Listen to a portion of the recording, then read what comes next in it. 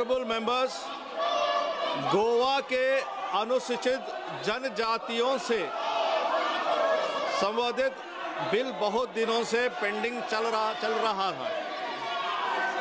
2 बार मैं खुद ही आपसे रिक्वेस्ट किया हूं, गोवा के अनुसूचित जनजाति के लिए डिस्कस करें। अनुसूचित जनजातियों के बारे में डिस्कस करने का मैंने रिक्वेस्ट किया। मैं खुद ही 2 बार रिक्वेस्ट किया, 2 बार इसका डिस्कशन नहीं हुआ। Are we trying to show what is our love for STs in the country? And again this bill is pending for that. बहुत दिनों से ये बिल पेंडिंग चल रहा है और आप सबके शून्यकाल के भी विषय में कृपया मेघवाल जी का बोल।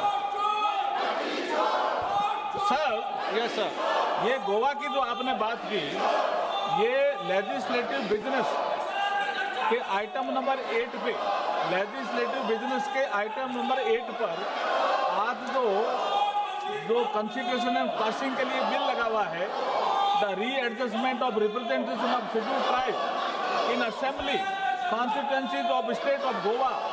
तो गोवा में जो ST पॉपुलेशन है उसकी सीटें बढ़ाने से संबंधित ये बिल है। इसका मतलब ये ST के खिलाफ भी है। अपोजिशन के लोग ये चर्चा नहीं चाहते हैं।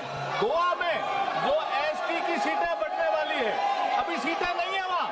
इस बिल के माध्यम से गोवा में अनुसूचित जनजातियों की सीटें बढ़ने वाली है असेंबली में। इसके खिलाफ भी है क्या ये? मैं इनसे पूछना चाहता हूँ, इसमें क्यों नहीं चर्चा कर रहे हैं? ये इतना महत्वपूर्ण बिल है। गोवा जैसे राज्य की अनुसूचित जनजातियों को विधानसभा में प्रतिनिधित्व मिलेगा, इसके लिए बिल है ये। माननीय सदस्य, मैं चर्चा के लिए तैयार हूँ। ये बहुत ही महत्वपूर्ण बिल है। हम गोवा के अनुसूचित जनजातियों के बारे में बात करना चाह रहे हैं, जहाँ जो कोई रिप्रेजेंटेशन नहीं है। ये एक अपॉर्चुनिटी है उनको रिप्रेजेंटेशन देने के लिए। आप नहीं चाहते हैं कि अनुसूचित जनजातियों को रिप्रेजेंटेशन मिले, तो सभा की कार्यवाही सोमवार दिनांक 4 अगस्त 2025 को प्रातः 11 बजे तक स्थगित की जाती है।